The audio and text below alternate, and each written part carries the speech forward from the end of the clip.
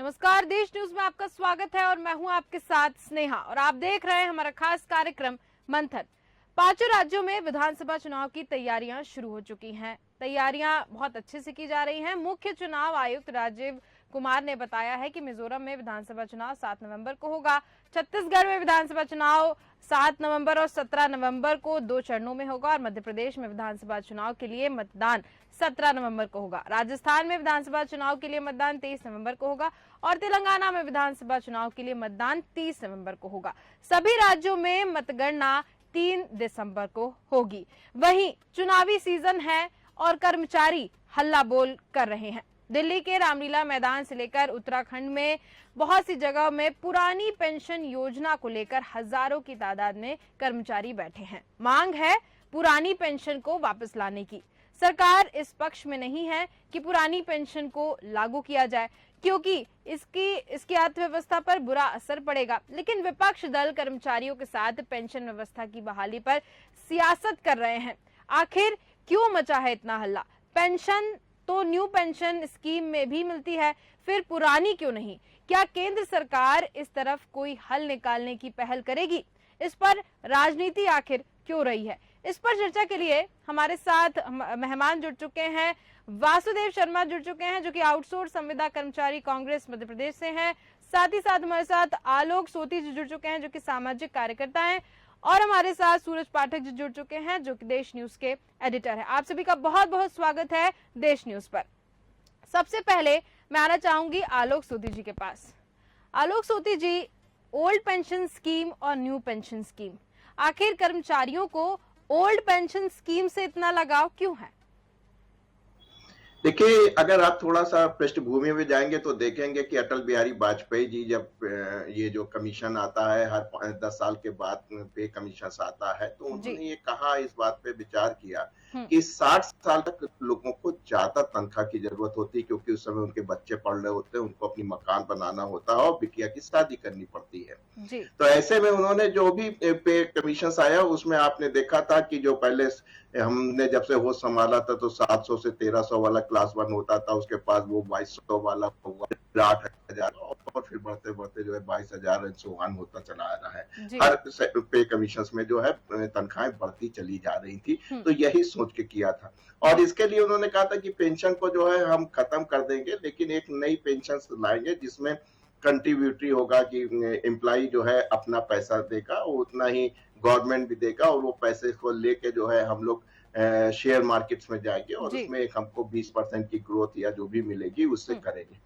लेकिन कमीशन मिल गया, अच्छा पैसा मिल गया। आपने देखा 7th पे कमीशन जब आया था तो लोगों की जिनकी तनख्वाह 20,000 थी वो बढ़ के जो है तिगनी होकर 60,000 के आसपास कर्मचारियों की हो गई, अधिकारियों की तो बहुत अच्छी हो गई, ज्यादा हो गई। तो ऐसे स्थिति में पेंशन भी अगर वो पुरानी वाली दी जाए, क्योंकि पुरानी पेंशन में आप देख रहे हैं कि जो आपकी बेसिक्स होती है उसका जो आखिरी जो बेसिक होती है उसका 50% आपको मिलता है। मान लीजिए आज के हिसाब से एक जो न्यूनतम अधिकारी है उसकी जो है बेसिक 80,000 हो गई, तो उसको सरकार कैसे भी होगा वो 40,000 रुपए मिनिमम उसको पेंशन देंगी। उसके बाद उसमें महंगाई भत्ता और उससे जो है बढ़ता हुआ आगे चला जाता है। तो इस मिला के जो सरकार के ऊपर जो बजटीय है वो बहुत बढ़ जाता है। इवन आप देखिए 1 रैंक 1 पेंशन जब लागू हुआ था तो उस समय भी 36,000 करोड़ रुपए का एक बहुत बड़ा बिल आया। आज भी डिफेंस में 86% जो है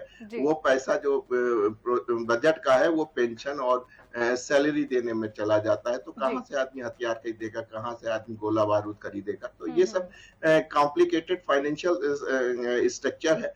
इसको देखते हुए जो है वो एक नई पेंशन लाई गई, लेकिन उसको भी पूरी ईमानदारी से लागू नहीं किया गया, जिसकी वजह से एम्प्लॉय अपने को ठगा हुआ मानता है और वो अपनी बुढ़ापे में अपने को सुरक्षित चाहता है क्योंकि आपके सरकार के लिए उसने काम किया और सरकार भी बहुत बढ़िया होती है। वो जिस काम के लिए लेती है वही स्किल उसके पास रहती है और जब वो रिटायर होता है तो वो स्किल जो है कहीं काम भी नहीं आती है। अगर वो 60 साल में अगर योग है और अगर वो किसी काम में आएगा तो सरकार ने जो सिखाया है वो तो कहीं उसका उपयोग जो है इस समाज के अंदर न है। इसलिए वो बेचारा अगर उसको सही पेंशन नहीं मिलेगी तो वो किस काम में आएगा? बिल्कुल। तो ये सब समस्याएं हैं, कॉम्प्लिकेटेड इकोनॉमिक स्ट्रक्चर है जिसको समझना जरूरी है। जी बिल्कुल। वासुदेव शर्मा जी, मैं आपके पास आना चाहूंगी, जानना चाहती हूँ आपसे कि ओल्ड पेंशन स्कीम ज्यादा बेहतर है या फिर न्यू पेंशन स्कीम ज्यादा बेहतर है, क्योंकि कर्मचारियों की हमेशा से ओल्ड पेंशन स्कीम को लेकर डिमांड रही है, आज भी उनकी यही डिमांड है कि ओल्ड पेंशन स्कीम को वापस से लागू कर दिया जाए। आपको क्या लगता है कौन सी स्कीम ज्यादा बेहतर है? मेरी आवाज आ रही है क्या? जी आ रही है आवाज। सरकार की जो पहली और अंतिम जिम्मेदारी होती है वो होती है सामाजिक सुरक्षा की जिम्मेदारी जी। इस कर्मचारी ने अपना पूरा जीवन सरकार की सेवा में लगा दिया, जनता की सेवा में लगा दिया जी। अब वो जब रिटायर हुआ, बुढ़ापा उसका गुजारना है जी। बुढ़ापा किस आधार पर गुजारेगा? बुढ़ापे में ही तो उस व्यक्ति को पैसे की जरूरत पड़ती है। बिल्कुल। और इसीलिए आजादी के पहले भी, अंग्रेजों के समय भी और आजादी के बाद भी जी रिटायरमेंट के बाद पेंशन को प्राथमिकता में रखा गया था। हाँ जी। पहली बार हिंदुस्तान में बीजेपी की सरकार बनी, अटल जी प्रधानमंत्री बने और उन्होंने जो सबसे बड़ा आर्थिक सुधार किया जी, वो आर्थिक सुधार में सबसे बड़ा हमला कर्मचारियों के ऊपर किया, उनकी पेंशन बंद जी। अब पेंशन को बंद करना यानी एक बहुत बड़े वर्ग को उसके बुढ़ापे में संकट में डाल देना, नंबर एक। नंबर दो कि लोगों के पास पैसा नहीं पहुंचेगा जी, और बुढ़ापे में ही व्यक्ति को पैसे की जरूरत होती है जी। पैसा नहीं पहुंचेगा तो अपने परिवार के बच्चों को न अच्छी शिक्षा दिला पाएगा और न ही अपने परिवार को बेहतर स्थिति में ले जा सके जी।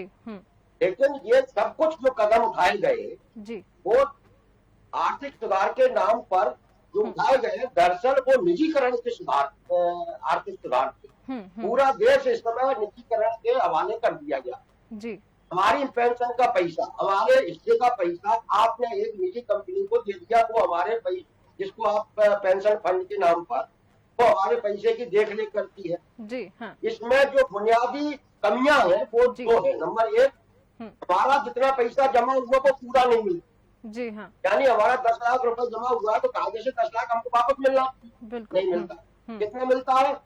60%, 40% उनके पास रह जाता है जी। हाँ। जिसके 1000-1200 रुपए की पेंशन मिलती है और वो 40% पैसा डूब जाता। बिल्कुल। तो कम से कम आप कोई नया सुधार कर रहे हैं उसमें इतना तो प्रावधान करना चाहिए कि जिसके हिस्से का पैसा है वो पूरा पैसा उसके पास पहुंचे।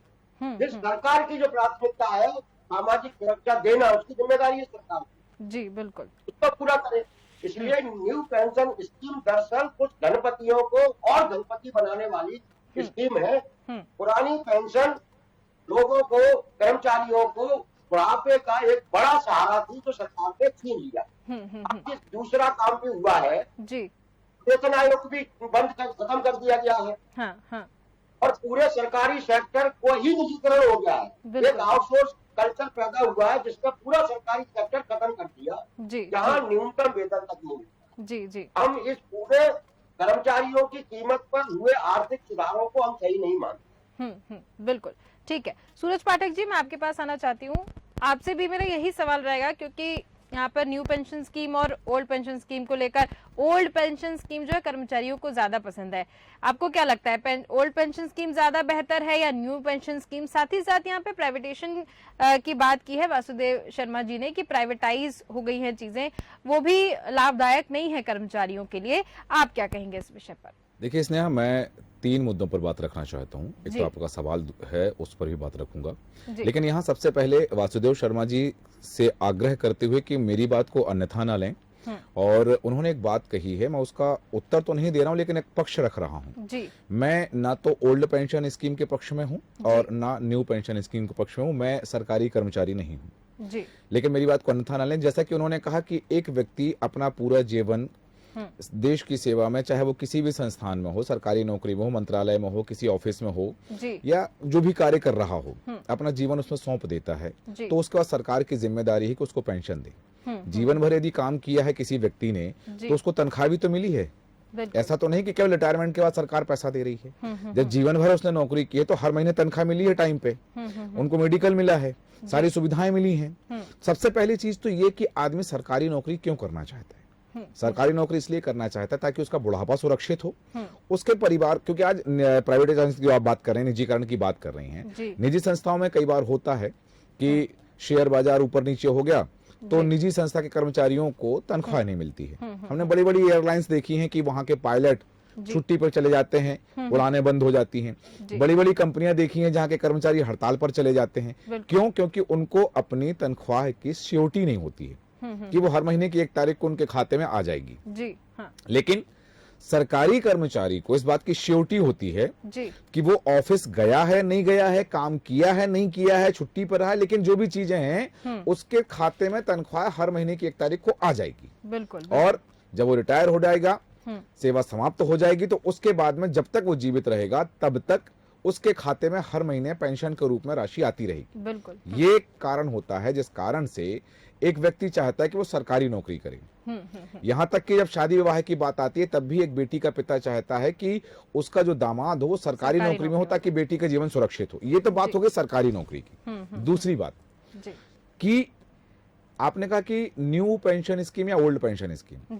सबसे पहली चीज तो अंतर यह है कि जो पुरानी पेंशन स्कीम है 2004 से पहले के जो कर्मचारी हैं उनके लिए जो पेंशन स्कीम लागू है वो पेंशन स्कीम है ओल्ड पेंशन स्कीम, जिसमें कर्मचारी के खाते से उसकी तनख्वाह से कोई राशि नहीं कटती है।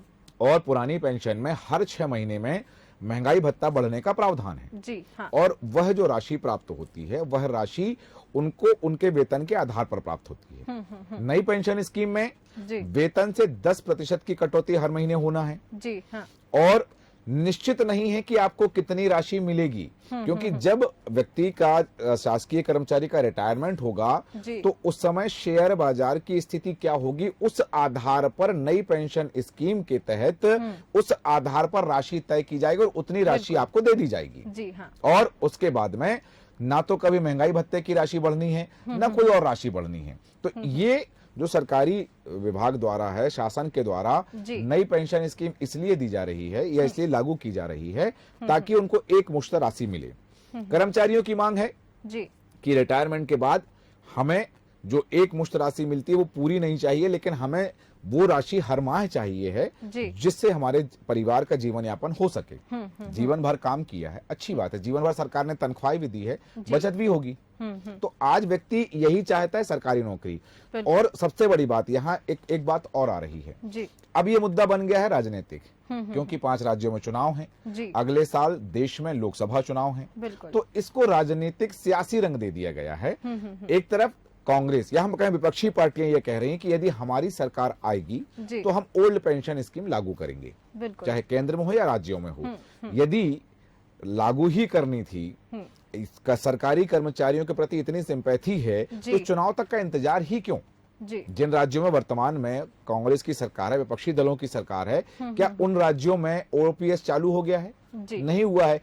एक वादा किया जा रहा है, एक वचन दिया जा रहा है, या फिर यूं कहें कि एक मतदाताओं को झुंझुना पकड़ाया जा रहा है। हाँ। क्योंकि जब आज वादा कर दिया जाएगा, हमने कर्नाटक में देखा है, मैं किसी पार्टी का पक्षधर नहीं हूं, लेकिन भारतीय जनता पार्टी ने जो वादे किए वो कितने पूरे कर पाए हैं। आज कांग्रेस ने कर्नाटक में स्कीम की बात कही थी कि हम 5 गारंटी देते हैं, उनके राष्ट्रीय अध्यक्ष ने कहा कि मैं 6वीं गारंटी देता हूं कि 5 गारंटी पूरी हो जाएंगी। सरकार बन गई, उप मुख्यमंत्री कहते हैं कि सरकार के पास बजट नहीं है इसलिए कांग्रेस अपने वचन पूरे नहीं कर पा रही है। आज कांग्रेस या विपक्षी दल जो कह रहे हैं कि हमारी सरकार आएगी तो हम ओपीएस चालू करेंगे, क्योंकि उसके बाद में फिर यही प्रावधान आएगा कि हम बात किसी भी राज्य की कर लें, क्योंकि देश में कोई भी राज्य पूर्ण रूप से उत्पादक राज्य नहीं है, वो उपभोक्ता राज्य भी है। बिल्कुल, हाँ। जो उपभोक्ता और उत्पादक राज्य है वो उसकी डिपेंडेंसी है, वो आत्मनिर्भर नहीं है कि वो पूर्ण रूप से उत्पादक राज्य है, क्योंकि वो उपभोक्ता राज्य भी है।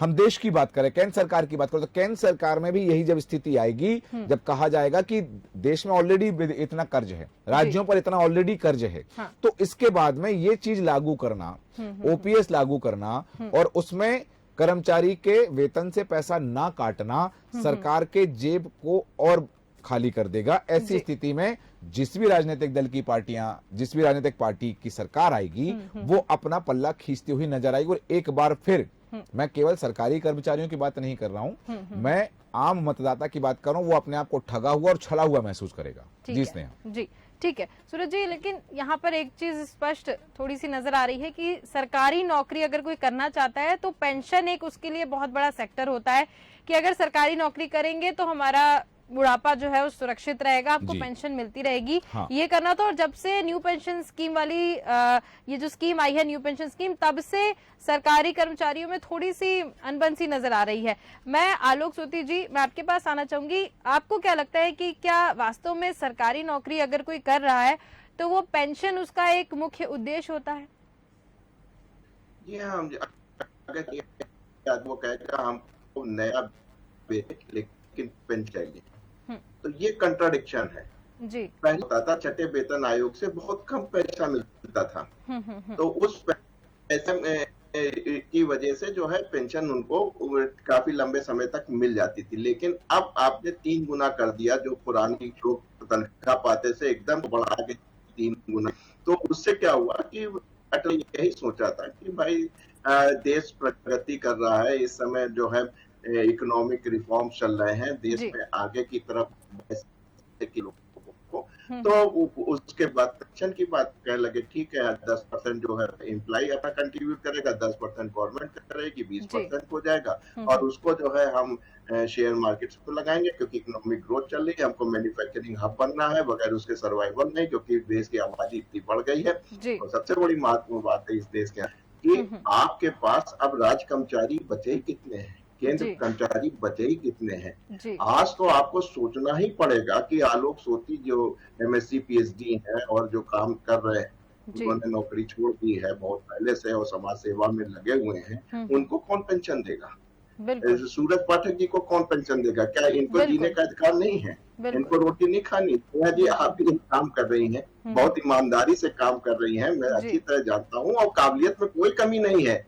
तो चाहे वो दूरदर्शन में बैठ के जो है पुराने जमाने में जो है समाचार पढ़ा करते थे, और आज का जो इंटेलेक्चुअल जो हमारा जो पत्रकार है उसमें कोई नहीं है। लेकिन आप देख लिए ना पत्रकारों के लिए ना किसी के लिए है। तो हमको लग रहा है कि मोदी जी इस इलेक्शन को जीतने के बाद इसमें चाहे कि कांग्रेस हो जाएंगे, आगे वाले समय में पूरी जन के लिए कोई ना कोई एक मिनिमम जो है निकाल देंगे। क्या है, मैंने देखा मेरे आदमी के जो मित्र हैं उनके 1,35,000 1,40,000 पेंशन पा रहे हैं। आज सरकारी होता है अपनी तनख्वाह से ज्यादा पेंशन पा रहा है। मेरे पिताजी जो है 3,000 रुपए में रिटायर हुए थे 1985 में, सरकार में काफी बड़े ओहदे पे इंजीनियर पे थे, 1985 की बात कर रहा हूँ। और जब बेचारे वो मरे हैं काफी सालों के बाद, तब उनकी जो पेंशन थी वो कई गुना ज्यादा थी जो उनके तनख्वाह थी, जिसमें उन्होंने हम लोग को पाला पूरा और पढ़ाया लिखाया और सब काम किया। तो एक चीज आपको समझनी पड़ेगी कि पेंशन जो है वो आपका फंडामेंटल राइट नहीं है। दुनिया में बहुत से लोग हैं, सबको जीने का अधिकार है, सबको पैसा मिलना चाहिए। केवल सरकारी कर्मचारी कहना नहीं चाहूंगा यहाँ पे क्या काम करता है, मैंने भी काम करके देखा है, कोई काम नहीं करता है वहाँ पे। कहने में हमें कोई कुरेश नहीं होता, और उसको जो है पूरी तनख्वाह पूरा समय पे जो है वेतन आयोग चाहिए। और वेतन आयोग आप देख रहे थे 10-10 साल वाला जो लगता था, कितने सालों बाद लगता था, उसको एरियल उसी पे उसकी आ जाती थी और मकान बन जाता था। तो ये इकोनॉमिक कॉम्प्लेक्सिटी को आपको समझना पड़ेगा। और आज के आने वाले समय में पेंशन केवल सरकारी कर्मचारी नहीं, जो भी है, जैसे आप किसानों को देते हैं सम्मान निधि, वैसे ही आपको देखना पड़ेगा कि इनकम टैक्स जो रिटर्न कर रहा है, अगर उसकी लिमिट जो है 3 लाख या 5 लाख है, उसकी क्वालिफिकेशन इतनी है, तो सरकार को चाहिए कि 5,000 10,000 पेंशन जो है कम से कम उसको मान ले, तो बुढ़ापे में जो है उसको दर की ठोकरें न खानी पड़े। केवल अपने सरकारी कर्मचारी अपने हितों की रक्षा करने के लिए देश को अगर इकोनॉमिक क्राइसिस में डालते हैं तो ये उचित बात नहीं। जी बिल्कुल।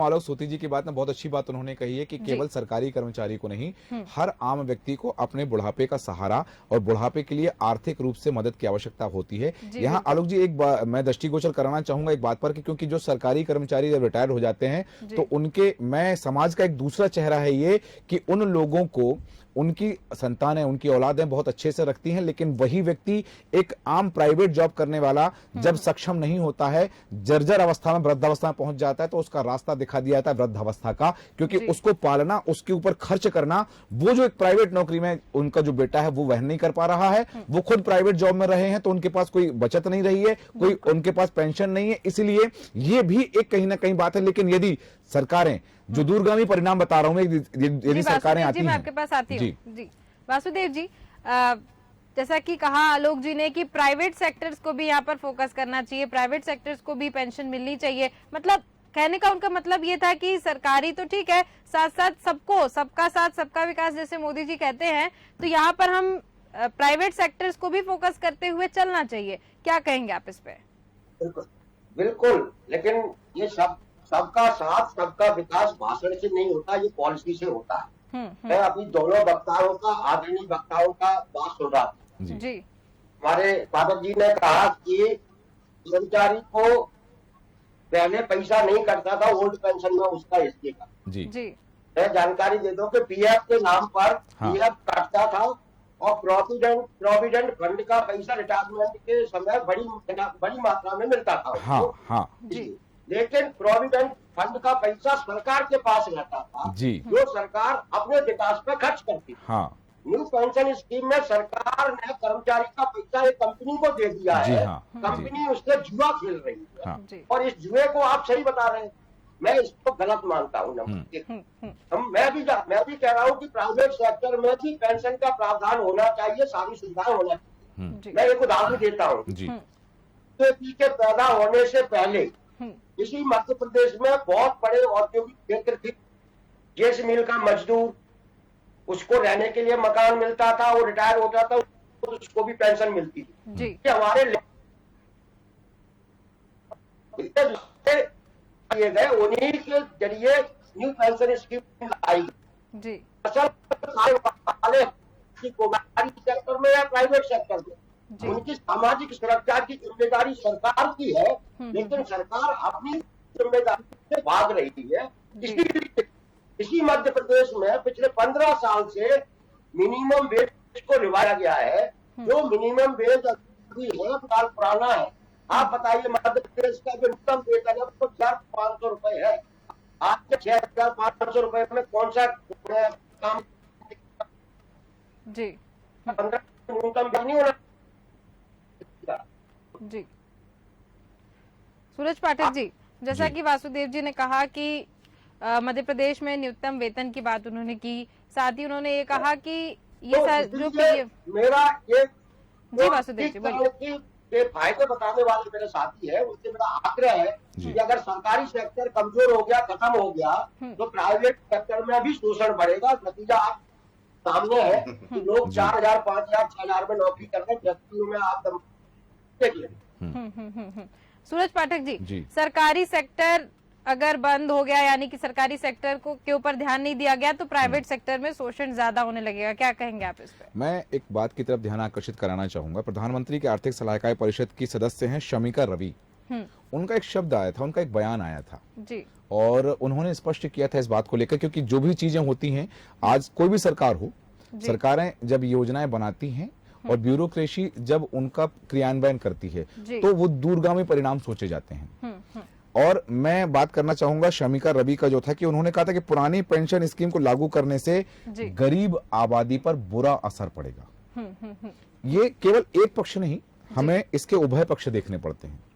और यदि हम संतुलनवाद की नीति की बात करें, तो पक्ष विपक्ष और उसके मध्य के भी हमें परिणाम देखना पड़ता है। मैं पहले भी कह चुका हूं कि ना तो मैं ओपीएस का पक्षधर हूं, ना एनपीएस का पक्षधर हूं। मैं किसी पार्टी का भी पक्षधर नहीं हूं, किसी का विरोधी नहीं हूं। लेकिन यहाँ ये जो बात आई है, जो शमिका रवि ने बात कही कि गरीब तबके पर इसका बहुत बुरा असर पड़ेगा और उन राज्यों में निजी निवेश कम हो जाएगा जहां ये स्कीम लागू होगी। निजी निवेश, आज निजी निवेश की बात क्यों की जा रही है? आज विदेशी निवेशों की बात की जाती है, आज औद्योगिक निवेश की बात की जाती है।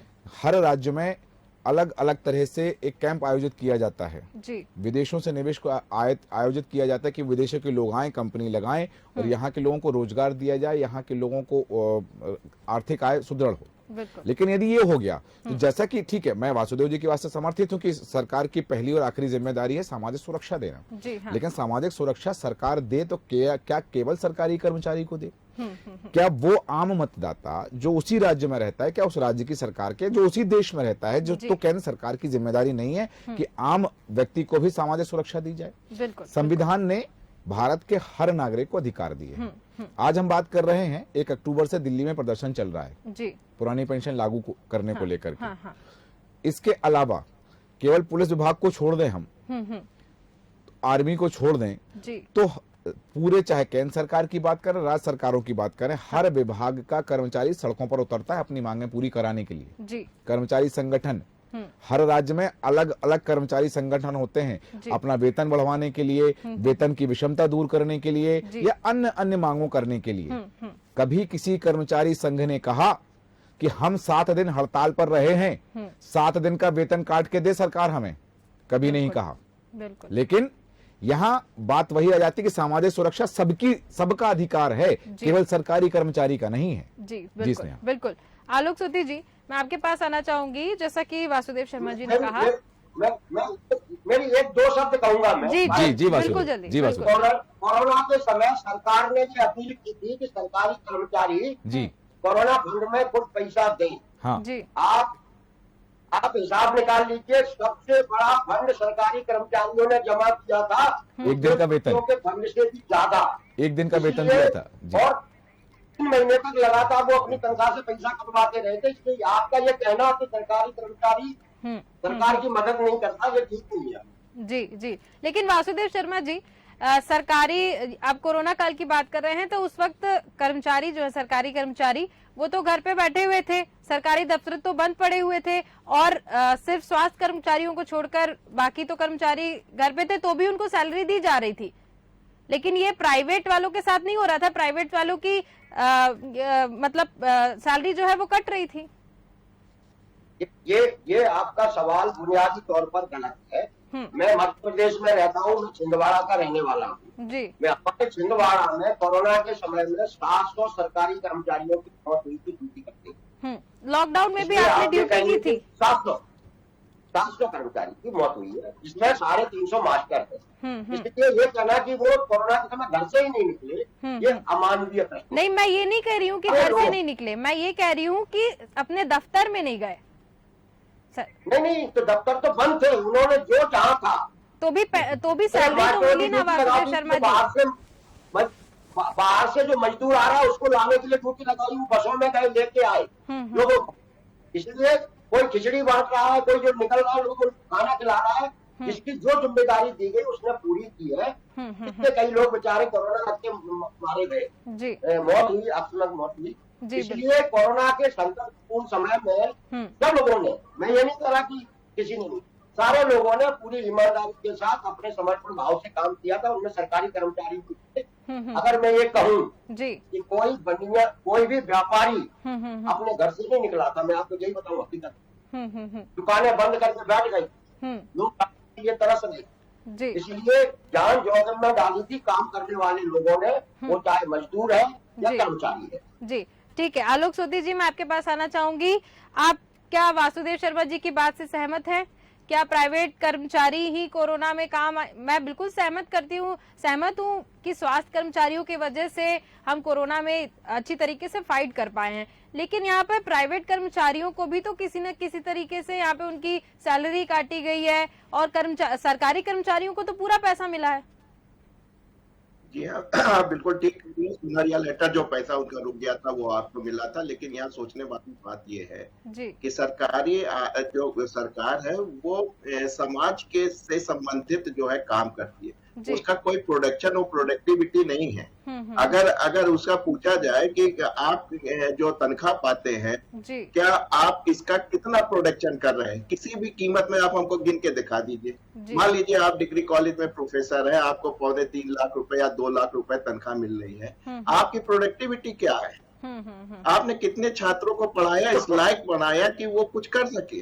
तो बात यहाँ पे दिक्कत ये है कि सरकार जो है वो समाज के लिए है, ठीक है, सामाजिक काम करती है, प्रोडक्शन का काम नहीं करती है, प्रोडक्टिविटी से बिल्कुल अलग है, लेकिन जो है सैलरी उनको सबसे अच्छी चाहिए और पेंशन सबसे अच्छी चाहिए। हमारा ये कहना और मानना है कि हम भी जो है इस भारतवर्ष के व्यक्ति हैं, उनसे अच्छा और बेहतर काम करते हैं। क्या हमको जो है पेंशन के प्रावधान नहीं है? जो भी पेंशन मिलती है वो जो टैक्स कलेक्ट करते, चाहे जीएसटी से करें, चाहे आप इनकम टैक्स से कलेक्ट करें, उसी से देती है ना। गवर्नमेंट तो कोई अपना करती नहीं। कोई डिपार्टमेंट ऐसा बता दीजिए, हम आपको नगर निगम की बता रहे हैं कितना टैक्स आप वसूलते हैं, हाउस टैक्स। आप जल निगम में चले जाइए, कितना टैक्स आप वसूलते हैं, क्योंकि ज्यादा वसूल नहीं सकते, क्योंकि आपको लिमिटेशंस है। जैसे आप जो है पानी तो आपको फंडामेंटल राइट है, सबको देना है, लेकिन सबकी सैलरी देख लीजिए, सबकी पेंशन देख लीजिए। तो ये सब चीजें जो है कि गवर्नमेंट के बाद ठीक है प्रोडक्टिविटी नहीं है, लेकिन कुछ जॉब्स ऐसे होते हैं जो कि गवर्नमेंट के लिए असाइन होते हैं, लेकिन उस हिसाब से जो आपको तनख्वाहें जो अटल जी कर गए थे अपने 6 आयोग में, जिस तरीके से उन्होंने इजाफा किया था, जितना बड़ा था, उनका कहना ही यही था कि यार 60 साल तक जो है बच्चों को पढ़ाते हैं और उनकी बिटिया की शादी करनी होती है और जो है घर बनाना होता है। ये 3 प्रमुख काम होते हैं। अगर हमने बुढ़ापे में पैसा दिया 60 साल के बाद तो क्या फायदा, इसको कर लेना चाहिए। और जो पेंशन जो आपको बाद में मिल रही थी, उसमें जो है कोई नई इकोनॉमिक लगाई जाए और नई नीति लगाई जाए, इसको अगर आज ईमानदारी से किया होता तो पुरानी पेंशन से बेहतर स्थिति आज होती है हमारे देश के अंदर। ठीक है वासुदेव शर्मा जी, बहुत ही कम शब्दों में कंप्लीट करिएगा, बहुत ही कम शब्दों में। ये जो हमारी टोनी जी ने कहा है कि सरकारी कर्मचारी कोई उत्पादन नहीं करता है, भोपाल का भेल, वहाँ क्या बनता है, भिलाई स्टील प्लांट, कोयले में काम करने वाला मजदूर, ये सब सरकारी कर्मचारी है, प्रॉफिट में चल रहे हैं। आप देख लीजिए सर, ये लोग की पटरियां बिछाई है, बिजली के खंभे गाड़ी है, जिनसे लाइट आती है, बिजली का उत्पादन भी कर्मचारी करता है। इसलिए अलग अलग वासुदेव जी एक छोटा सा सवाल है, वासुदेव जी एक छोटा सा सवाल है, भारत की नवरत्न कंपनियों की स्थिति क्या है? जब तक रहा वासुदेव जी छोटा सा सवाल मेरा, वासुदेव जी एक छोटा सा सवाल है कि भारत की नवरत्न कंपनियों की स्थिति क्या है वर्तमान में 2023 में?